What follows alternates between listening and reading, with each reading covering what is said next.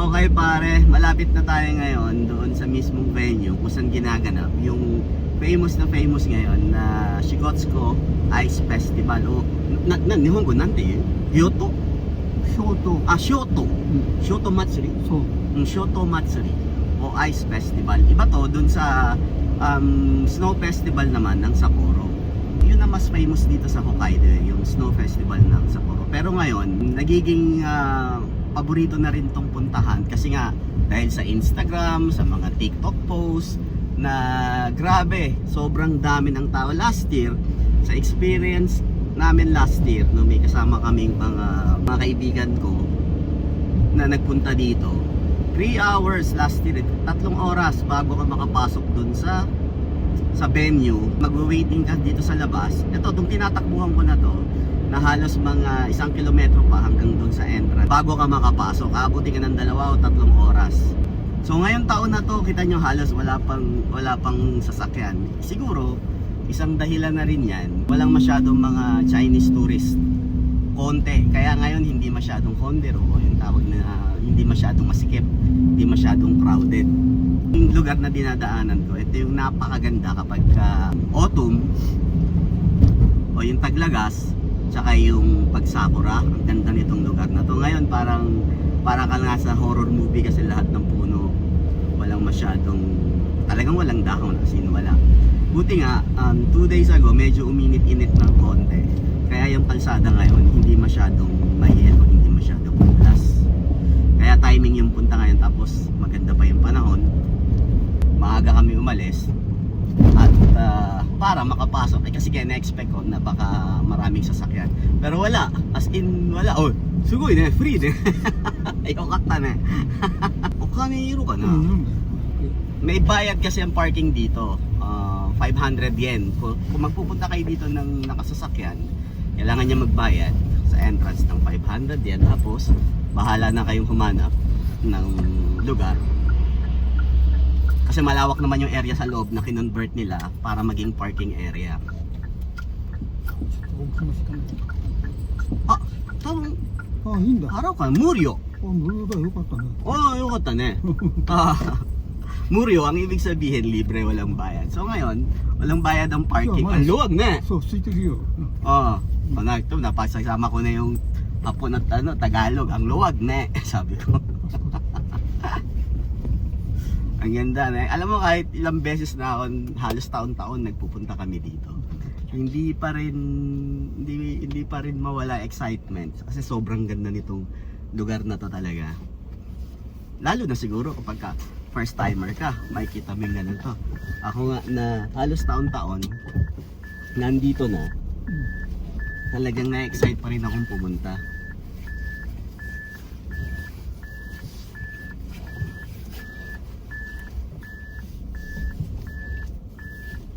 Yan, yung mga matatanda dito, yan ang binibigay nilang trabaho para kahit papano meron pang ginagawa sa buhay, hindi naiinip. So nandito na kami, ready ko lang lahat ng gamit ko, tapos pasok na tayo sa loob. Naglalakad na kami papunta doon sa venue, mula doon siguro sa car park, yung pinaradahan namin, kasi nakakuha kagad kami ng paradahan, siguro mga 5 minutes walk pababa doon sa venue. Yan si Tatang nasa unahan.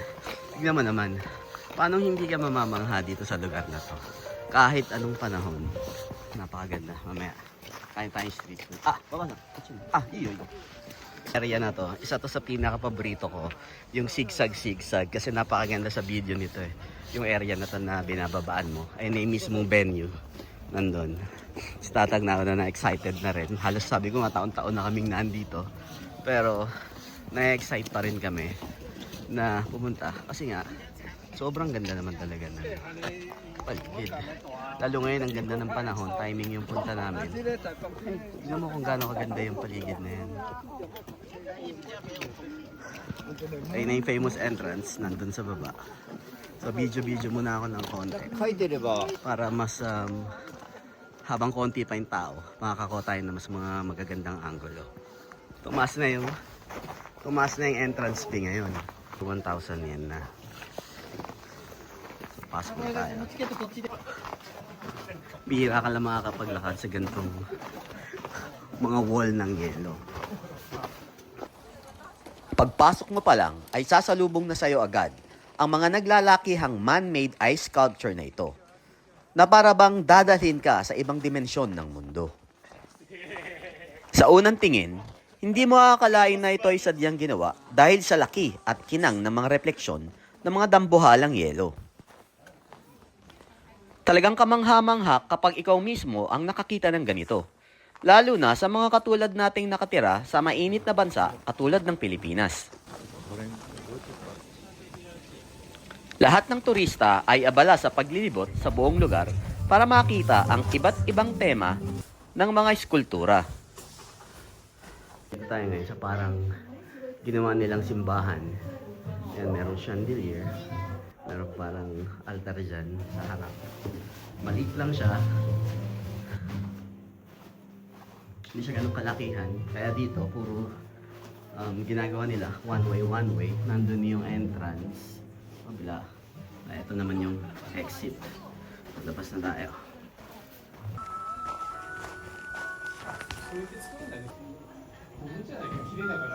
Ang Shikotsuko Ice Festival ay nagsimula noong 1979. Ginawa to ng mga local dito para i-boost yung local tourism ng Hokkaido.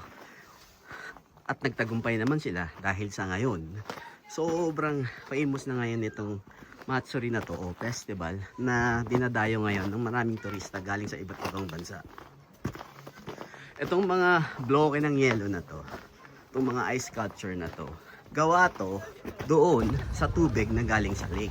Kasi ang Lake Shikotsuko ang isa sa pinakamalinis na lake na pinagkukunan ng tubig dito sa area ng Hokkaido at sa buong Japan. Isa to sa pinaka rank for 11 years na may pinakamalinis na pinanggagalingan ng inuming tubig dito sa Hokkaido.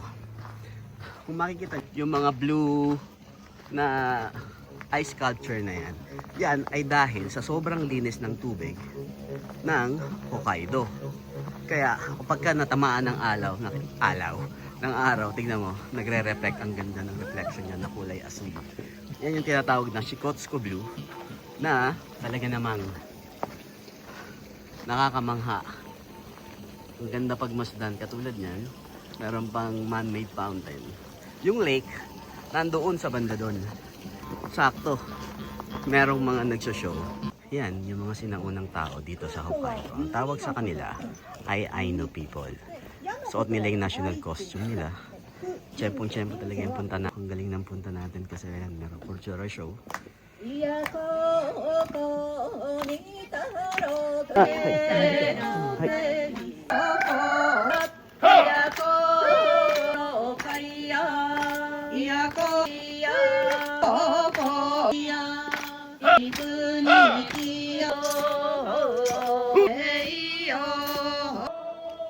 Pagkatapos ng maiksing palabas, ay muli akong naglibot at umakyat sa mas mataas na parte ng mga yelo.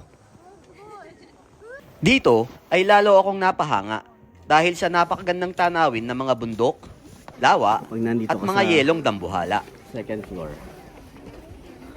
Sobrang ganda rin ng makikita. Tara, baba na tayo. Medyo madulas ang daan kaya ang lahat ay maingat na bumababa. Meron ditong parang fireplace area. Pwede kang bumili ng mga marshmallows na pwede mong ihawin dyan sa mga fireplace na yan. Katulad ng ginagawa nila. Mamaya, magta-try din tayong mag-ihaw dyan. Hindi tayo ng marshmallow. Nawawala na si Tatang. Hindi ko na alam pinasan. Tara, naugutom na raw si Tatang. Meron dito mga pagkain. Ayan yung menu nila. Corn soup, onion soup, champ, clam chowder, Hokkaido milk cocoa. Pero hindi yan ang bibili natin. So kung mag-try mag-marshmallow doon sa bonfire.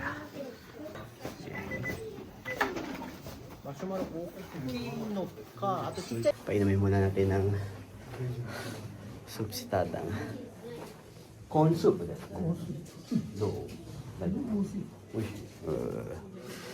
500 yen. Marami nagpapahinga. Parang ito yung resting area para kahit papano makatakas ka ng konti sa lamig. Kasi di ba parang igloo, pag nasa loob ka ng igloo, medyo mainit. Tapos may mga pa-lighting effect pa dyan. Maganda dito sa gabi, kaya lang mas mahirap pumunta dito sa gabi kaysa sa umaga. Kasi nga, yung illumination, mas maraming gustong makakita nun. Pagtapos yung tatang uminom ng supa ko naman, ito yung ating marshmallow. 500 yan. Harang. Pero ang gusto natin dito yung experience. Magbo-bonfire tayo dun sa labas para maihaw natin tong marshmallow. Napakaswerte ko dahil saktong-sakto, biglang bumuhos ang malabulak na snow na lalong nagpaganda habang kumukuha ko ng mga litrato at video. Sarap tumambay dito. Kasi mainit.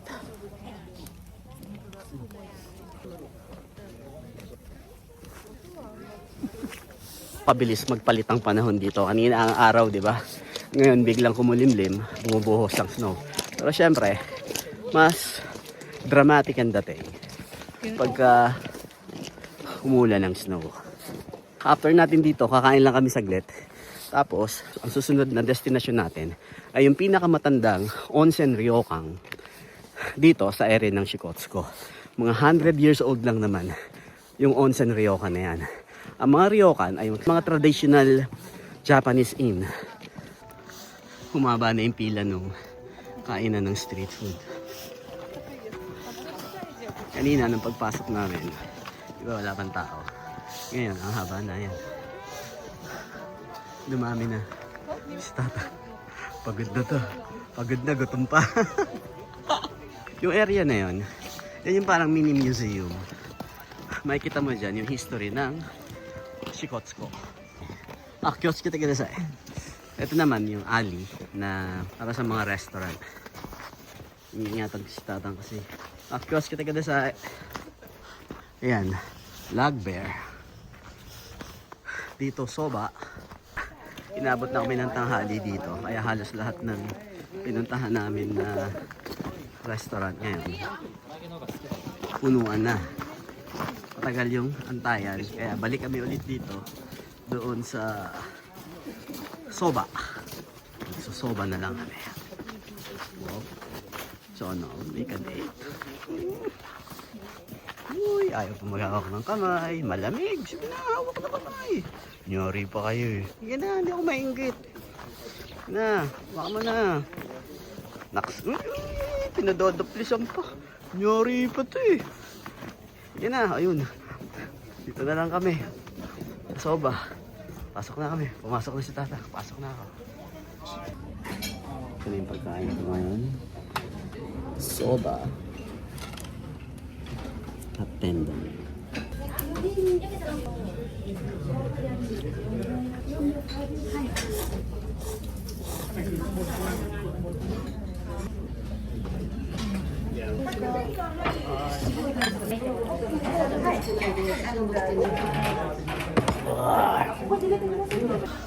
Okay. Tapos na kami kumain. Babasa? Kuchi早いです。そうです。Okay na. Nakakain na kami. May power na ulit kami ng tatang. Kanina, lobat na siya eh. Sabi niya, ngayon ko lang narinigan niya na, nagugutom na ako. Ngayon, pagkatapos namin magpalamig, punta naman tayo ngayon sa pinakamatandang onsen ryokan dito sa area ng Shikotsuko. Maganda ron sa onsen ryokan na yun, sa Marukoma Onsen. Ayan na, nagdadatingan na yung maraming mga tao, mga group tour, mga bus. Ne, yokata ne, hayaku. Talagang maganda na nagpunta kami na maaga. Kasi ngayon, unti-unti nang napupuno yung car park, pati yung tao. Pati nga mga restaurant ngayon napuno na din. Muko. Are, hi. Napuno na din kasi eksaktong lunchtime. Tapos yun na nga, sabay-sabay na kiosk kita ganda side. Medyo madulas na yung mga kalsada. Yun nga, pagkatapos natin magpalamig dito sa lugar na to, magpapainit naman tayo sa isang natural hot spring doon sa mga bundok na ngayon. Doon tayo pupunta sa kabilang side para marating natin yung Onsen Ryokan ng Marukoma. Yume yan, o sikat yung Onsen Ryokan na yan kasi nasa 100 years old na siya. まだ今日スタートだからな。 Tabong ashita, Ichiyobi da kara. Pagkatapos natin magpalamig ng gusto doon sa Shikotsuko Ice Festival, pupunta tayo ngayon sa pinakasikat na, hindi naman pinakasikat, isa sa mga pinakasikat na onsen ryokan dito sa area ng Shikotsuko at ng Hokkaido.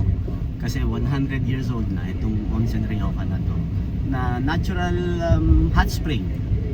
Siyempre kapag ka natural hot spring, mas magandang magbabad kasi may medicinal problem. Ano yun? May medicinal, ano yun? May medicinal benefits para sa mga katawan. Usually, noon naman, ang mga onsen ryokan talaga na natural hot spring dito sa Japan, ginagawa nilang healing area, lalo na ng mga sinaunang panahon.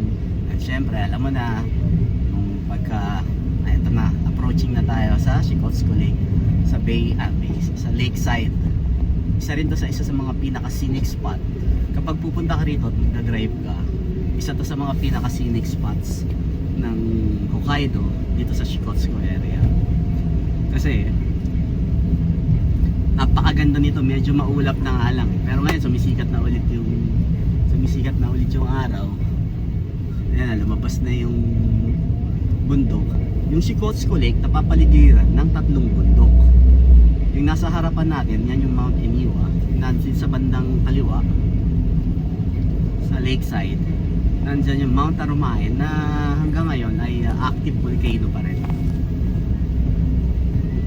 Yung onsen na pupuntahan natin ay nandun sa kabilang side ng bundok na yun, ng Mount Eniwa. Yan, wala na, tapos na yung bubos ng yelo.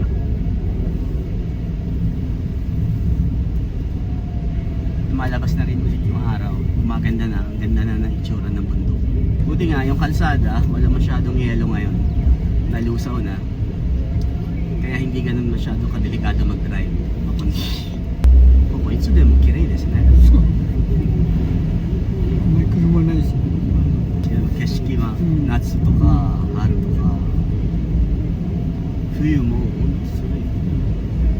So mula dun sa venue ng Ice Festival, siguro mga around 10-15 minutes, 10 minutes lang dito ka sa lakeside dadaan. Ito naalala ko yung bumabiyahe pa ako sa Pilipinas, yung dati kong trabaho.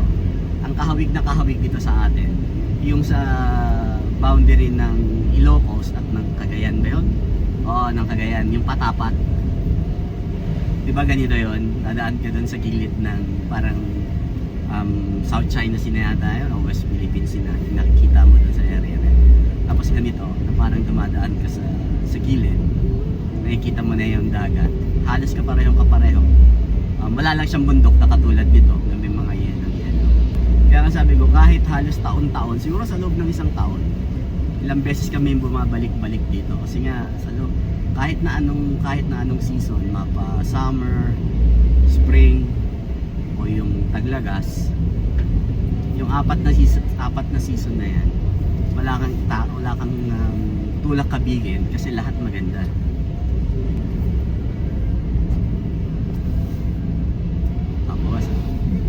Tapos na tayo dito sa lake, paakyat na ulit tayo ng bundok kasi yung onsen na yan halos nasa loob ng taguyong lokasyon yan eh.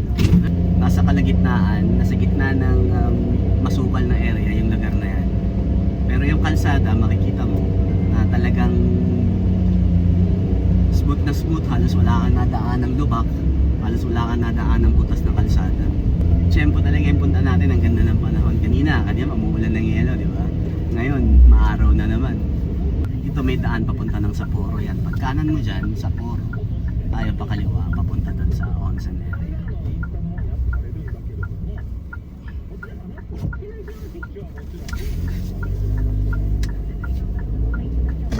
Oh, Sudiruzon. Ito na yung madulas ng kalsada.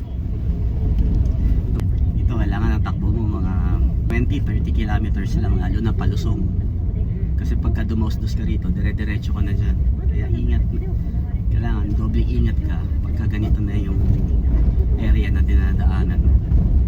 Yung mga Japanese, lalo na yung mga may edad na katulad ni Tata, syempre kasama sa kaugalian nila yan pagpunta sa mga onsen.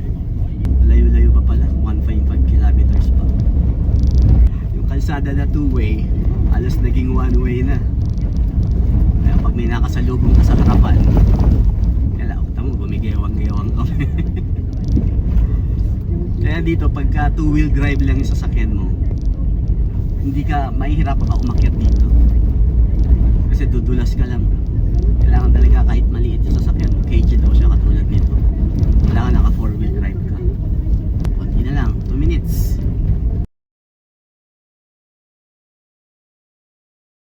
Ang dami rin ang sasakyan ah.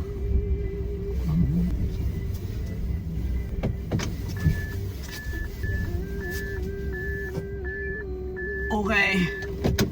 Touchdown. Onsen Ryokan, Marukoma. Labas ko lang yung towel ko para makapagbabad na tayo.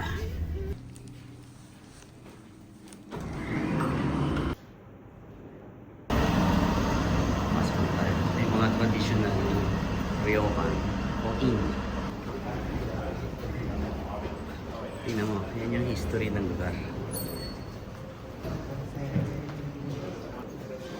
Sa ngayon, karamihan sa mga onsen at restaurant ay sa ganitong bendo machine ka na magbabayad. 1,200 para lang magbabad ka sa mainit na tubig na galing sa pulkan. Pero sabi nga, meron niyang medicinal healing. Ito na, hingay natin. Ganito ang itsura ng mga traditional inn. Itong lugar na to, 100 years old na to. Centenaryo na. Pero ang ganda, maintain nila yung lugar.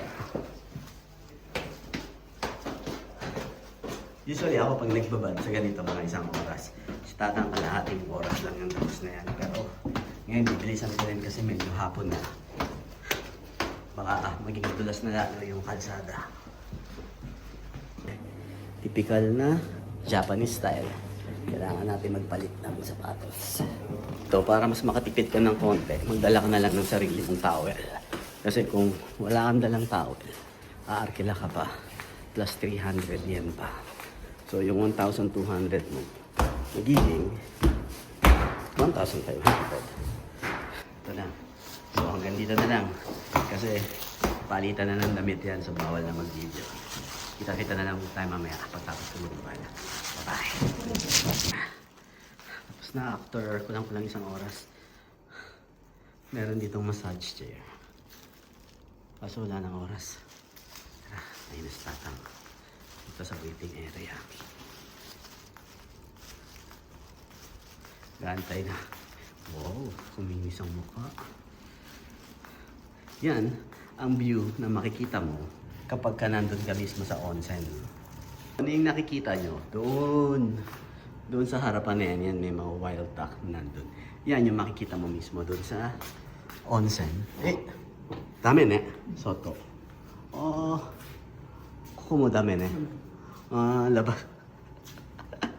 Lalabas sana tayo. Pupunta doon. Nakalak pala. Nakaka-relax talaga pagtapos mo mag-onsen. Lalo na kapag kayo nasa harapan mo, ganyan kagandang view. Yung nakikita nyo, yan din yung nakikita ko. Ganda talaga. Lalo yung mga ganyan yellow pa. Yellow, puno, bundok, lake.